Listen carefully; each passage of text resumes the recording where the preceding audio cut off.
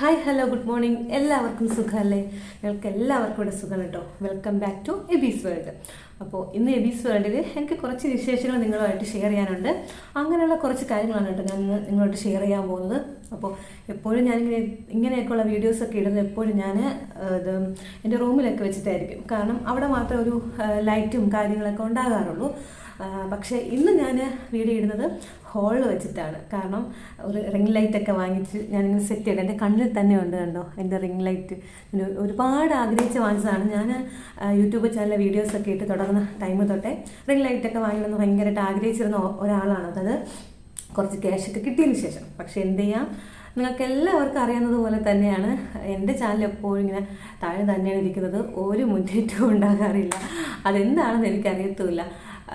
കുറേ പേര് മറ്റേ നോട്ടിഫിക്കേഷൻ വരുമ്പോൾ തന്നെ കാണാതെ പോകുന്നതും ഉണ്ട് കേട്ടോ. ഞാൻ നോക്കുമ്പോഴത്തേക്ക് ഞാനിടുന്ന അതേപോലത്തെ വീഡിയോസും എല്ലാ ഷോർട്സും ഒക്കെ ഇടുന്നവർ ഒരുപാട് പേരുണ്ട് കേട്ടോ.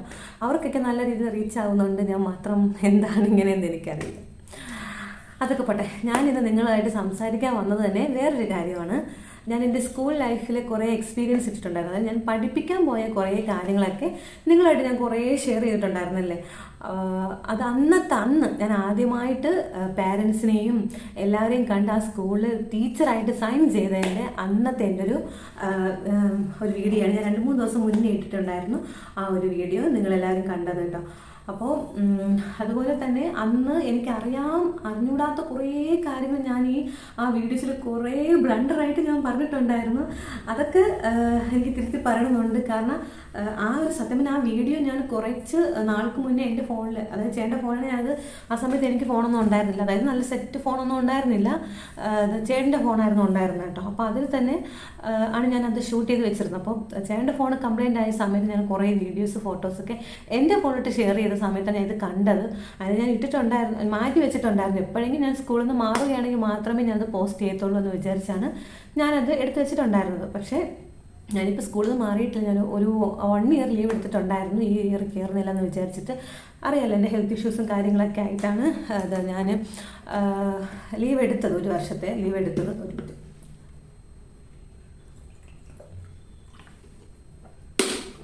അങ്ങനെ ഇടയ്ക്കിടയ്ക്ക് ഡ്രൈ ആകുന്നുണ്ട്. എനിക്ക് ഇച്ചിരി ജലദോഷം കാര്യങ്ങളൊക്കെയാണ്. അപ്പോൾ ഇടയ്ക്ക് സംസാരിക്കുമ്പോൾ ഡ്രൈ ആകുന്നുണ്ടാണ്. ഞാൻ പെട്ടെന്ന് വെള്ളം കുടിച്ചത്. അങ്ങനെ അപ്പോൾ ഞാനിപ്പോൾ 1 ഇയർ ലീവ് എടുത്തിട്ടുണ്ടായിരുന്നു. അപ്പോൾ എന്തായാലും ആ വീഡിയോ ഇടാമെന്ന് വിചാരിച്ചിട്ടാണ് ഞാൻ ഇട്ടത്. അപ്പോൾ അന്ന് എനിക്ക് പറയാൻ പറ്റാത്തതും മറന്നു പോയിട്ടുള്ള കുറേ കാര്യങ്ങളുണ്ടായിരുന്നു. അപ്പോൾ അത് ഞാൻ നിങ്ങളുമായിട്ടൊന്ന് ഷെയർ ചെയ്യാമെന്ന് വിചാരിച്ചു. എന്തെന്ന് വെച്ചാൽ ഞങ്ങൾ ജവഹർ വിദ്യാഭവൻ സ്കൂളിൽ 3 സ്കൂളാണ് ടോട്ടലുള്ളത്. ഒന്ന് പരവംകുന്ന്, ഒന്ന് മണക്കാട്, ഒന്ന് കുഞ്ചിറവിള. ഈ 3 ഇടത്തുമുണ്ട്. അപ്പോൾ മണക്കാടും കുഞ്ചിറവിളയും KG തൊട്ട് പ്രീ KG ഡേ കെയർ തൊട്ട് 7ാം ക്ലാസ് വരെ അവിടെയുണ്ട്. ഞാൻ പഠിപ്പിക്കാൻ പോകുന്ന സ്കൂള് പരവംകുന്ന്. അവിടെ KG LKG UKG pre KG day care ഇത്രയും ആണ് അവിടെ ഉള്ളത്. അപ്പം ഞാൻ മുമ്പ് പറഞ്ഞ വീഡിയോസിലൊക്കെ 2 സ്കൂളെന്ന് അങ്ങോട്ടാണ് പറഞ്ഞിട്ട് എനിക്ക് നല്ല ഓർമ്മയില്ല.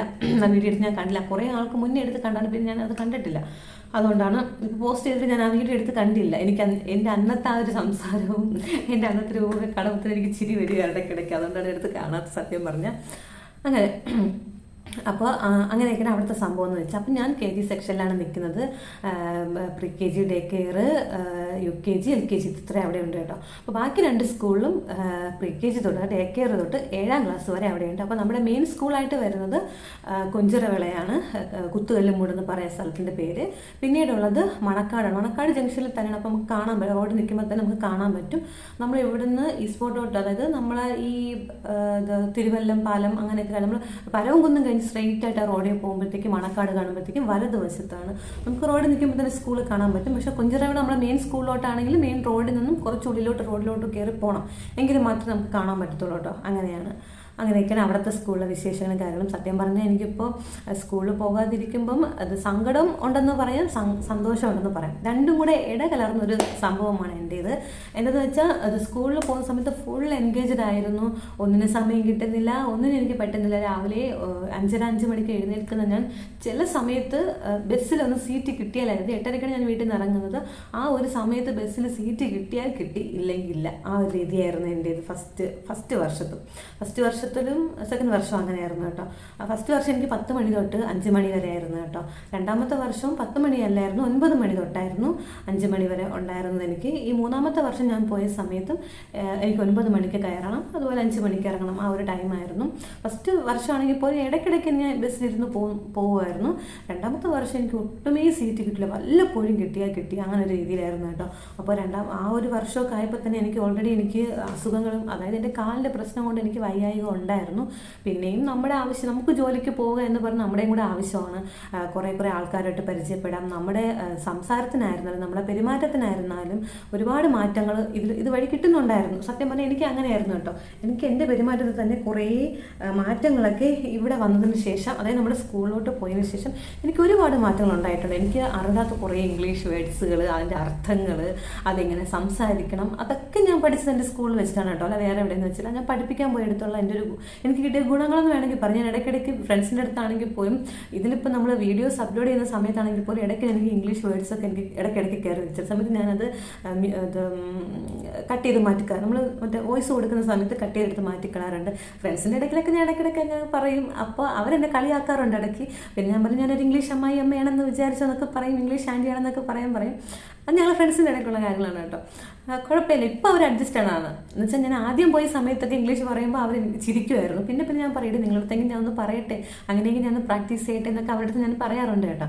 അപ്പോൾ അങ്ങനെയാണ് ഞാൻ അവരുടെ അടുത്തൊക്കെ സംസാരിച്ച് നല്ലൊരു ഇതിലായി. സത്യം പറഞ്ഞാൽ ഞാൻ 3ാമത്തെ വർഷം തികച്ചിട്ടുണ്ടായിരുന്നു, 2.5 വർഷം മാത്രമേ പോയിട്ടുണ്ടായിരുന്നുള്ളൂ. ബാക്കിയുള്ള എൻ്റെ സ്റ്റോറിയെല്ലാം നിങ്ങൾക്ക് അറിയാമല്ലോ. ഞാൻ ഇത് എങ്ങനെ വയ്യാതായി, ഇത് എല്ലാ കാര്യങ്ങളും നിങ്ങളുമായിട്ട് ഞാൻ ഷെയർ ചെയ്തു. എൻ്റെ എല്ലാ ഡെയിലി ലൈഫിലെ എല്ലാ കാര്യങ്ങളും ഞാൻ നിങ്ങളുമായിട്ട് ഷെയർ ചെയ്യുന്നതാണ്. അപ്പോൾ നിങ്ങൾക്ക് എല്ലാവർക്കും അറിയാമെന്ന് ഞാൻ വിചാരിക്കുന്നുണ്ട് കേട്ടോ. അപ്പോൾ എനിക്ക് സ്കൂളിൽ പോകാത്ത ഈ ഒരു ലാസ്റ്റ് ഇയറിൽ എൻ്റെ മക്കളുടെ കൂടെ ഇരുന്ന് ഒരു ഫോട്ടോ എടുക്കാൻ പറ്റാത്ത എനിക്ക് ഭയങ്കര വിഷമമായിരുന്നു. ബാക്കി 2 ഇയറിലെയും പിള്ളേരുടെ കൂടെ ഫോട്ടോ എടുത്തിട്ടുണ്ടായിരുന്നു. ഈ 3ാമത്തെ വർഷം ഞാൻ പോയ സമയത്ത് പിള്ളേരുടെ കൂടെ ഫോട്ടോ എടുക്കാൻ പറ്റാത്ത എനിക്ക് ഭയങ്കര വിഷമമായിരുന്നു കേട്ടോ. അപ്പോൾ ഞാൻ ടീച്ചറിൻ്റെ അടുത്ത് പറഞ്ഞിട്ടുണ്ടായിരുന്നു ഫോട്ടോ എടുക്കുമ്പോൾ വിളിക്കും, പക്ഷെ മറന്നു പോയിട്ടുണ്ടായിരുന്നു, എന്നെ വിളിച്ചിട്ടുണ്ടായിരുന്നില്ല. എനിക്കത് ഭയങ്കര സ്കൂളിൽ നിന്ന് ഇറങ്ങിയതിന് ശേഷമാണ് എൻ്റെ കുറച്ച് വിഷമങ്ങളുള്ളത്. ഇതാണ്, പിള്ളേരുടെ കൂടെ ഒന്ന് ഫോട്ടോ എടുക്കാൻ എനിക്ക് പറ്റിയിട്ടുണ്ടായിരുന്നില്ല. പിന്നെ എൻ്റെ സന്തോഷം എന്ന് പറയാമെന്ന് വെച്ചാൽ എനിക്കിപ്പോൾ ഫ്രീ ആയിട്ട് എവിടെ വേണോ പോകാം. എന്ന് വെച്ചാൽ മുമ്പാണെങ്കിൽ ഒരു കല്യാണം വന്നാലോ ഒരു മരണം വന്നാലോ ഒരു അസുഖം വന്നാലോ നമുക്ക് മാമിനോടോ അല്ലെങ്കിൽ നമ്മുടെ കൂടെ ജോലി ചെയ്യുന്ന ടീച്ചേഴ്സിനോടോ അനുവാദം ചോദിച്ച് അങ്ങനെ ഇങ്ങനെ അതൊരു സ്ഥാപനത്തിൽ നിൽക്കുമ്പോൾ നമ്മൾ അങ്ങനെയാണല്ലോ, നമ്മളിഷ്ടത്തിൽ നമുക്കൊന്നും ചെയ്യാനൊന്നും പറ്റത്തില്ല. നമ്മളൊരു സ്ഥാപനത്തിൽ നിൽക്കുമ്പോഴത്തേക്കും അവിടുത്തെ ആയിട്ടുള്ള എല്ലാ റൂൾസും പാലിച്ച് വേണം നമ്മൾ സ്കൂളിലോട്ട് പോകാനായിട്ട്. അത് ഞാൻ മനസ്സിലാക്കുന്നുണ്ട്. പക്ഷേ എനിക്ക് പണ്ട് തൊട്ടേ ഉള്ള എൻ്റെ ആഗ്രഹം ഞാൻ കുറേ വ്ളോഗിൽ പറഞ്ഞതുപോലെ തന്നെയാണ്. ഒരു +2 ഒക്കെ കഴിഞ്ഞ് ഒരു അത്യാവശ്യ വിദ്യാഭ്യാസമൊക്കെ കിട്ടിയതിന് ശേഷം എനിക്ക് എൻ്റെ വീട്ടിൽ കൂടുന്നതായിരുന്നു എനിക്ക് ഭയങ്കര ഇഷ്ടമുള്ള കാര്യം. എനിക്കതായിരുന്നു. പക്ഷെ +2 കഴിഞ്ഞിട്ട് ഞാൻ ഡിഗ്രിക്കൊക്കെ പോയി. അത് കഴിഞ്ഞ് ഡിഗ്രി 3rd ഇയർ ആയപ്പോഴത്തേക്കും കംപ്ലീറ്റ് ചെയ്യാൻ പറ്റിയിട്ടുണ്ടായിരുന്നില്ല. ഞാൻ BCom ആണ് പഠിച്ചത്. അതിനുശേഷം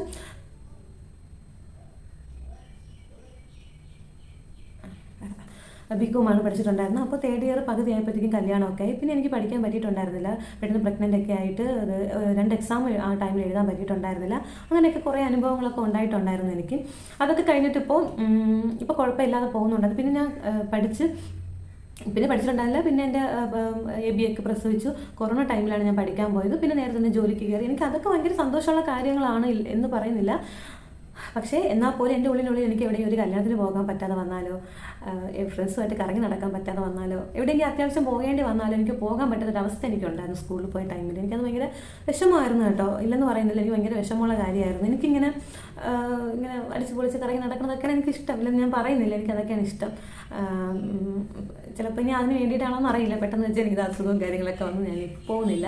ഇനി 1 ഇയർ കഴിഞ്ഞിട്ട് പോകണോ വേണ്ടെന്നുള്ള കാര്യത്തിൽ ഒരു തീരുമാനമായില്ല. കാരണം ഞാൻ എപ്പോഴും ഇങ്ങനെ നടക്കുന്നു, വീഡിയോസ് ഇടുന്നു, ടൂർ പോകുന്നു, കറങ്ങി നടക്കുന്നു, ഷോർട്സ് വീഡിയോ ഇടുന്നു, ഡാൻസ് ഇടുന്നു. ഇതൊക്കെ കണ്ടിട്ട് കുറേ പേര് ചോദിക്കുന്നു, അസുഖമൊക്കെ മാറിയിട്ടല്ലേ നീ ഇപ്പോൾ ജോലിക്ക് പോകാതിരിക്കുന്നത് എന്നാണ് പലരും എൻ്റെ അടുത്ത് ചോദിക്കുന്നത്. സത്യം പറഞ്ഞാൽ ഞാൻ ഈ വേദനകൾ കൊണ്ടാണ് യാത്ര പോകുന്നതും ഈ ഡാൻസ് ചെയ്യുന്നതും എല്ലാം. എനിക്കിഷ്ടമാണ്, എനിക്കത് ചെയ്യാൻ ഇഷ്ടമുള്ളത് കൊണ്ട് ഞാനത് ചെയ്യുന്നു.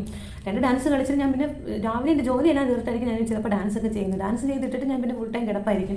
കാലിൽ ഫുൾ എണ്ണയൊക്കെ തേച്ചിട്ട് ഞാൻ ഫുൾ ടൈം കിടപ്പായിരിക്കും. പിന്നെ കല്യാണങ്ങൾക്ക് എല്ലാത്തിനും ഞാൻ പോയി വന്നിട്ടായിരിക്കും ഞാൻ പിന്നീട് വീട്ടിൽ വന്നതെല്ലാം അനുഭവിക്കുന്നത്. ആ ഒരു 2-3 ദിവസം ഞാൻ ഫുൾ ടൈം റെസ്റ്റിലായിരിക്കും. കാലിൽ മൊത്തം എണ്ണയൊക്കെ തേച്ച് ചൂടുവെള്ളമൊക്കെ പിടിച്ച് ഞാൻ ഫുൾ ടൈം റെസ്റ്റിലായിരിക്കും. പക്ഷേ നമ്മളിപ്പോൾ ജോലിക്ക് പോവുകയാണെങ്കിൽ എനിക്ക് എന്തായാലും നടക്കില്ല. കാരണം ഞാനിപ്പോൾ 5-5:30 മണിക്ക് എഴുന്നേറ്റ് ജോലിയെല്ലാം തീർത്തിട്ട് ചിലപ്പോൾ ഞാൻ സ്കൂളിൽ പോയി രാവിലത്തെ ഫുഡ് കഴിക്കുന്ന നേരത്തായിരിക്കും ഞാനൊന്ന് ഇരിക്കുന്നത്. ആ സമയത്താണ് ഞാനൊന്ന് ഇരിക്കുന്നത്. പിന്നെ അത് കഴിഞ്ഞിട്ട് പിള്ളേരൊക്കെ വരും, പിന്നെ അവരെ നോക്കണം, അവരുടെ കാര്യങ്ങളെല്ലാം ചെയ്തിട്ട് ഉച്ചയ്ക്ക് ചിലപ്പോൾ ലഞ്ച് ടൈമിൽ ഞാൻ ഇരിക്കും. ഇല്ല ഇടയ്ക്ക് ഇരിക്കും എന്ന് വെച്ചാൽ ഒട്ടും ഇരിക്കില്ലെന്നല്ല പറയുന്നത്, എനിക്ക് വയ്യാത്തതുകൊണ്ട് ഞാൻ ഇടയ്ക്കിടയ്ക്ക് സ്കൂളിൽ ഇരിക്കാറുണ്ട്, ഇല്ലെന്നൊന്നും ഞാൻ പറയുന്നില്ല, ഞാൻ ഇരിക്കാറുണ്ട്. അത് കഴിഞ്ഞിട്ട് ലഞ്ച് ടൈമിൽ ഞാനൊന്ന് ഇരിക്കാറുണ്ട്. പിന്നെ പിള്ളേരൊക്കെ ഉറങ്ങുന്ന സമയത്തും ഇരിക്കാറുണ്ട്. പിന്നെ LKG ക്ലാസ് ഉള്ള സമയത്ത് അങ്ങോട്ട് പോകും, തിരിച്ചു വരും. അങ്ങനത്തെ ഒരു ലൈഫാണ് അവിടത്തത്. അപ്പോൾ നമുക്കിപ്പോൾ ഒരു പെട്ടെന്നൊരു വൈകായിക വന്ന് വീട്ടിലൊന്ന് ഇരിക്കുകയോ കിടക്കുകയോ ചെയ്യുന്നത് പോലെ നമ്മളൊരു സ്ഥാപനത്തെ ജോലിക്ക്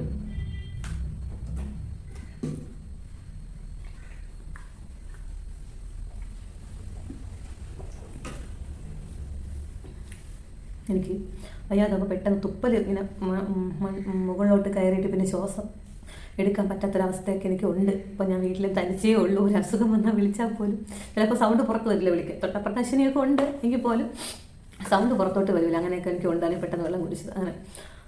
അപ്പോൾ അവിടുത്തെ ലൈഫൊക്കെ എൻ്റെ അങ്ങനെ എനിക്ക് ഇഷ്ടമാണ്, ജോലിക്ക് പോകാൻ എനിക്ക് ഇഷ്ടമാണ്. പക്ഷെ അതുപോലെ തന്നെ എനിക്കിപ്പോൾ വയ്യാത്തത് കൊണ്ട് ഞാനങ്ങ് നിർത്തിയതാണ്.